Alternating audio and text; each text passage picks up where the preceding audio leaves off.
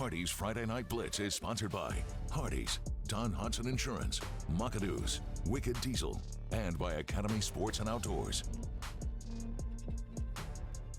Yes. Good evening, everyone. I'm Jermaine Ferrell, hoping your day is wonderful and blessed. Welcome to Hardee's Friday Night Blitz, week 2 of the high school football season, and we're going to kick the action off with our game of the week. Now, the Hardee's Friday Night Blitz Game of the Week, sponsored by Don Hudson Insurance. Our Hardee's Friday Night Blitz Game of the Week for week 2 takes us to City Stadium in Lynchburg as the Patrick Henry Patriots, for the second straight week, they hit the road to the Lynchburg area to play a Seminole District foe in the EC Glass Hilltoppers. This is the first meeting between the two teams since 2008. Both teams looking to go 2-0 on the season. City Stadium, the place to be in this matchup. It was a good one. We go to the first quarter. Patrick Henry able to get into scoring position. Chuck Webb is going to tote the mail into the zone. Touchdown. Patriots go on top 7-0.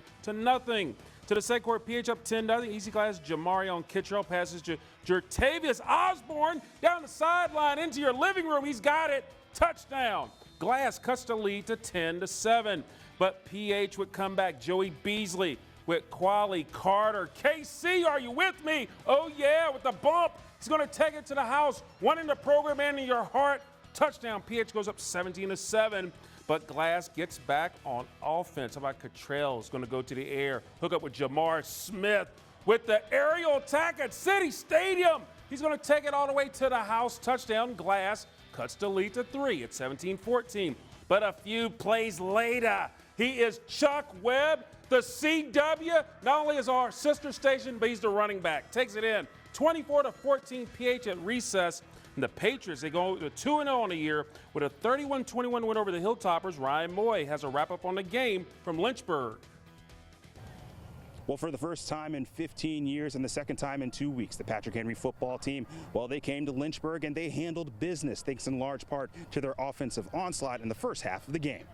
Yeah, I mean, this is the first time I've ever been to City Stadium. We haven't played them. We haven't played them since I've been here. They've got a really good football team, so it's a great win for us, and we're excited about it. It means a lot. This is the first time I've ever played them. We knew they were going to be dogs. Came out here, we executed, and that's what I like about my team. Yeah, like I said, they've got a really good program, really good football team. So to come here and win is huge for us. We all have great team chemistry. We've been playing for years, and I mean, I believe we have the talent to do it. I mean, going to practice every week, practicing hard. We still got stuff to prove. We really haven't done nothing yet.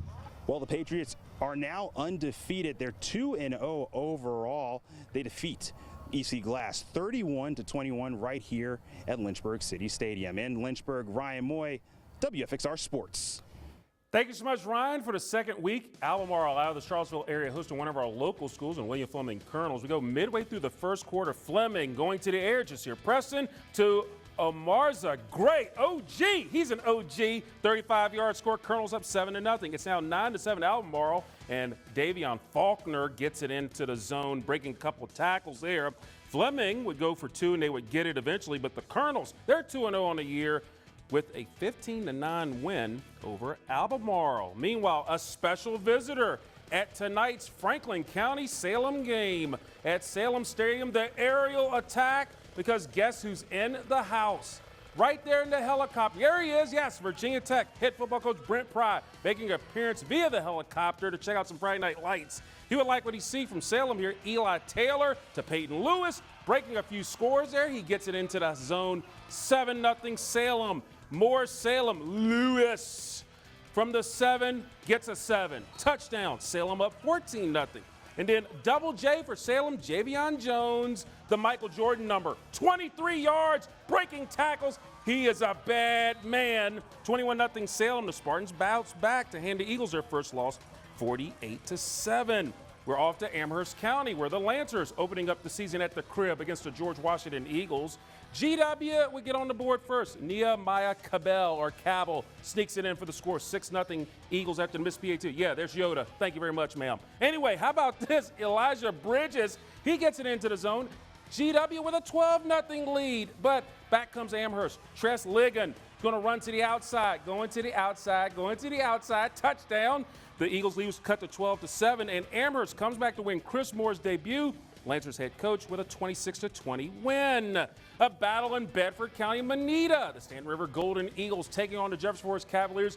Defense was the name of the game early and often. Case in point, the Cavaliers getting stops like this from junior D lineman Wrigley Colling, chewing some gum there. He stopped Stanton's Macon Ayers on the loss. And the Stanton River fans, well, actually JF fans, they were in camo. Meanwhile, not in camo, but decked out like this.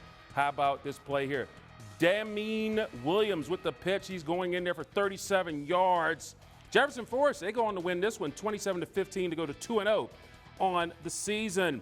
Coming up, we have more Friday Night Blitz action, Hardy style, week 2. David DeGuzman joins us with highlights from Bogle Stadium, where K-Spring looking to go 2-0, hosting Northside. Stick and stay, please. Now, Hardy's Friday Night Blitz Band of the Week.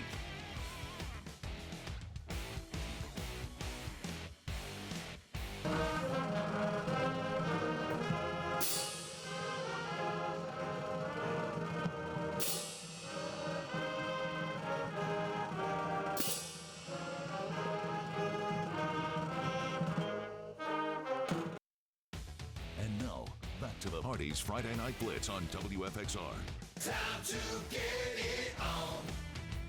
And welcome back, good peeps, to the Hardy's Friday Night Blitz. David DeGuzman in the house. David DeGuzman, I tell you one thing, you got a little taste of Roanoke County. A couple of big games, but your first stop, Bogle Stadium, for a long time, Roanoke County battle. Yeah, that's right, Jermaine. K-Spring hosting Northside in week number 2. The Knights coming off a pretty emphatic victory over Western Albemarle in the opener, 42-3, while Northside still looking for its first win in nearly 2 years, trying to snap a 13-game losing streak. But first, a special moment before the game to honor the late Kip Neininger, a K-Spring student athlete who died in a car crash in 2021. His dad, Chris, presenting Knights wide receiver Owen Sweeney with a scholarship in Kip's honor, ensuring the memory of the 2-time state wrestling champion will never be forgotten. The Vikings making a big statement early in this game. Angel Rigney, who by the way has a tattoo of Kip Neininger on his left forearm. Here he is with a huge throw to Mikkel Harvey. The 31-yard touchdown score on 4th down, and just like that, Northside is on the board first. And then in the second quarter, the Knights able to level the playing field. Andrew Browning punching it in from about a yard out. We are tied at 7 with 5 minutes left until the half, but a lot can happen in 5 minutes. Here's Rigney again, another long throw, and long live the King. Christopher King with the reception in the end zone for the go-ahead touchdown. Vikings lead 14-7 with about 20 seconds to go. You'd think that's how the half ends, but then on the kickoff, Amarian Tolliver can't secure the ball for the Knights, and somehow the Vikings recover. They've got a chance to extend the lead before the break, and that's exactly what Northside does.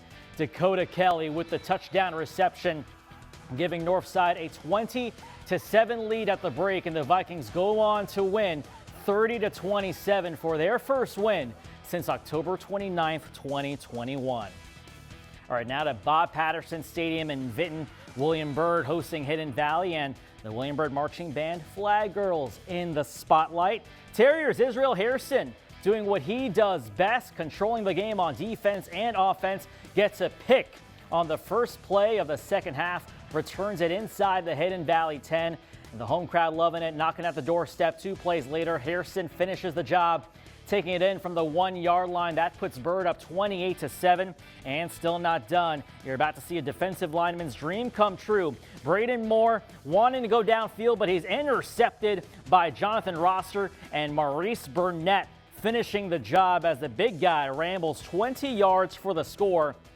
35-7 at that point.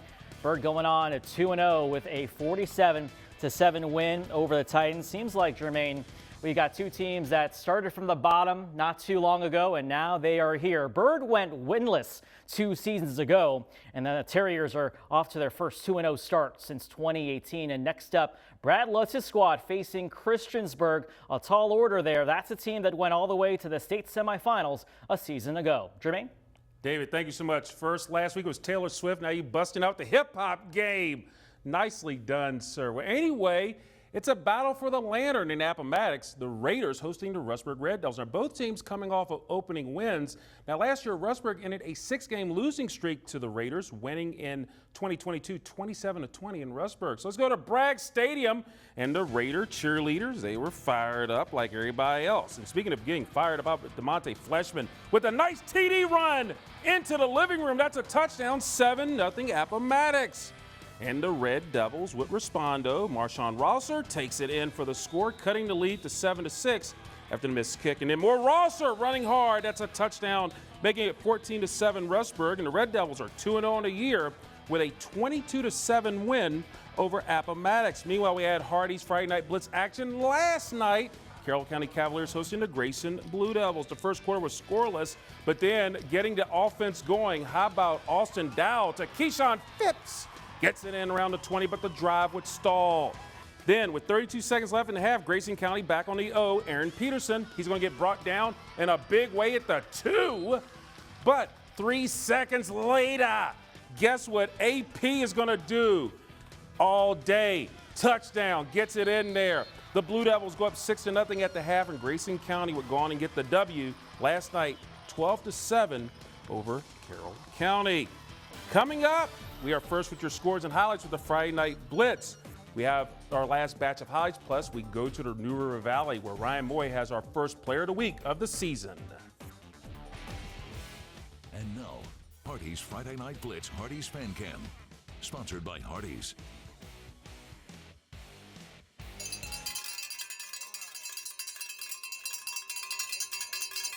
Number 13, Gavin Hall. Number 14, Winston Davenport. Number 16, Kristen Wright.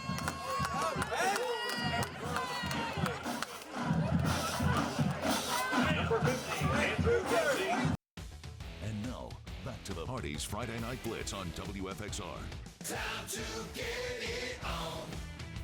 And we're back with more Hardy's Friday Night Blitz to the New River Valley and Norm Lindenberg Field, where the Radford Bobcats hosting the Giles Spartans. Now, the Bobcats, they won the last 3 meetings by a combined score of 128-6 with 2 shutouts. So we go to Norm Lindenberg Field, and a nice night for football down in Radford. We're going to get the party started. The first touchdown comes with 4 minutes left in the quarter. Landon Clark hooking it with Max Knight, who goes in 34 yards. He's not going to be stopped with a juke and a jive and gets it in for the touchdown. The Bobcats go up 6-0. Now, they would go for 2 on the play, but as you see coming up right here, they would go for 2, and the play would go a little bit to the outside, and yeah, they would have a problem with that, but they wouldn't have a problem scoring again because the Bobcats are going to get it done right here. Landon Clark dropping back to pass, and he's going to hook up with Luke Woodard with the touchdown. That made it a 14-0 game. They would get the 2-point conversion or the extra point, but in the end, it's Radford shutting out Giles 35-0. It's their 3rd shutout over the Spartans in the last 4 meetings. Meanwhile, to the hole in Ridgeway, Magna Vista hosting the Dan River Wildcats. Warriors, they won 5 of the last 7. Magna Vista won last year in Ringgold, 35-14. How about this? Simeon Moore to Jameer Harrison. He's going to do the rest. Take it all the way to the house. There's a reason why you won number 1, because you want to be number 1 in the game. Touchdown for the Warriors. They came out and played. They get the touchdown. Meanwhile, how about another Harrison? This is Tashir Harrison running hard. That is some man-style running, son. Got it in there, and it was Magna Vista winning this one big, 53-6 over Dan River. Let's go to James River. They're going for their first 2-0 start in 5 years, hosting Randolph Henry and James. How about James River? How about Gavin Benz? He's going to do something here. The crowd is knowing something here. Gavin Benz going to take it to the outside, and he gets a touchdown. James River, they're 2-0 on the season with a 34-16 win over Randolph Henry. And our final set of highlights take us to Vineyard Park as Roanoke Catholic hosting Atlantic Shores. It's the opener for Roanoke Catholic. 3rd quarter, visitors up by 22, looking for more. Micah Lance finds Malcolm Forbes. He gets it into the end zone. The Seahawks are up 35-6. Later in the 3rd, Micah Lance, he's going to go to the air again. This time, he connects with Chris Higgins, who gets the score, and Atlantic Shore goes up 42-6, and Atlantic Shore, they win over Roanoke Catholic 49-6. Hardy's Friday Night Blitz Player of the Week, sponsored by Wicked Diesel. Well, this week's athlete did a little bit of everything out on the field. Not only was he catching passes in the end zone, he was also running it in for scores, and he had a kickoff return as well. He put up 5 touchdowns in his team's 46-12 win over Auburn last Friday. And guess what? He did this in just 2.5 quarters worth of work. And he's your player of the week. Collier Pruitt, wide receiver, Narrows High School. It was fun, especially just to come out. This is my last first game, being my senior year. So I wanted to have fun and have a great game. And you know, the defense and they just presented me with enough opportunities, and I just made the most of every opportunity I got. I think we have 2 returning offensive linemen. So I think the guys that have stepped up and filled those positions have done a great job. We have a younger group than we had last year. Last year we were pretty senior heavy.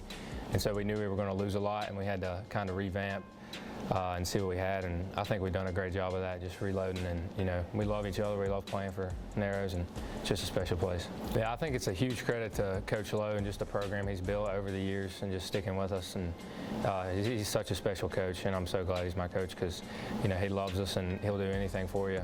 And just really all the coaches are like that, and the players really buy in, and the community supports us so much, and so it's really hard for you to fail here because, you know, everybody wants you to do great, and it's just really special. You know, growing up here is, you know, you come to games on Friday night, and I think we have the best entrance in high school football. It's crazy. It gives me goosebumps every time, and you just want to be out there. And I was on the sidelines water boying my older brother's senior season. They had a really good team, and you know, it's just a build-up of always wanting to be out there and playing, and now that I finally get to be out there and doing this my senior year, it's just special. I'm going to soak up every moment of it. All right, we do have one more set of highlights. I told the fifth, Perry McClure going for their second straight home win, taking on Cumberland, and the motorcycles are out tonight. And Triple J actually, J.J. Jones running hard for the touchdown. It would be 20-0 Perry McClure, and they were rolling. How about some Double J again? J.J. Jones running hard. He's going to get it into the zone again. That made it 26-0 Fighting Blues. And then finally, let's get the quarterback some love. How about can we get some QB love? Can we get a quarterback in for the touchdown? Yeah, QB sneak got you there. Nathan Glass shattering his way to the zone. And the Fighting Blues, they improved to 2-0 with a 44-8 win over Cumberland. Coming up next, we put a wraps on the Hardy's Friday Night Blitz. We have our play of the night, plus our second unsung hero of the season. Next with Hardy's Friday Night Blitz. And now, the Maca Did It Play of the Night. Sponsored by McAdoo's. Our Maca Did It Play of the night, we go back to Lynchburg for PH and Glass. Patriots Joey Beasley to Quali Carter. He just bounced off a guy like it was pinball. Takes it into the house. The combination of Beasley to Carter. PH 2-0. They get the win over EC Glass. That's the combination they get. The Maca Did It Play of the night. And now, it's Hardy's Friday Night Blitz Unsung Hero, celebrating those who keep the game moving. Sponsored by Academy Sports and Outdoors. It is Unsung Hero time, and this week we are honoring Chris Neininger of the Kip Neininger Scholarship Fund. Now, Chris created the Kip Neininger Scholarship Fund to honor the legacy of two-time state wrestling champion, his son, Christopher Kip Dowell Neininger, who died in a car accident in May of 2021 at the age of 19.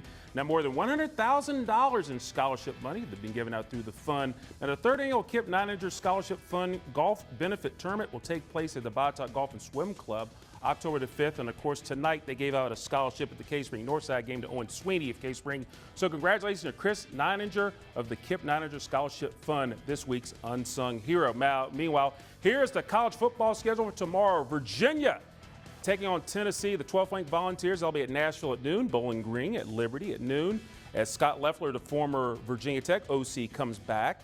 And then you have Salisbury taking on Washington Lee at 1, Ferrum at Manscongum at 1. I said that easy. But anyway, then Apprentice hosting Averett. That's a 1 o'clock start. Davidson at VMI. Of course, that is Scott Abel, the former Washington League coach, coming back. He's the head coach of Davidson. Southern Virginia, Christopher Newport at 5, and Old Dominion taking on Virginia Tech at 8. We'll have all the scores and highlights coming up tonight. Now, a couple of interesting scores tonight. Christiansburg defeated Abington 45-7. LB with an 83-6 win over Blacksburg, and Glenver getting a 63-0 win over Liberty. So those teams improved to 2-0 as the season is rock and roll. A lot of impressive wins tonight. So good stuff going right then and there. Well, that does it for this edition of the Hardee's Friday Night Blitz. We'll have this show on WFXRTV.com momentarily. Thank you for watching the show. I'm Jermaine Ferrell. I want to thank the entire crew here at WFXR, David DeGuzman, Ryan Moye, and everybody for helping us with the show. Hope all of your teams are winners. Have a wonderful and blessed night and weekend, and happy Labor Day weekend, everybody!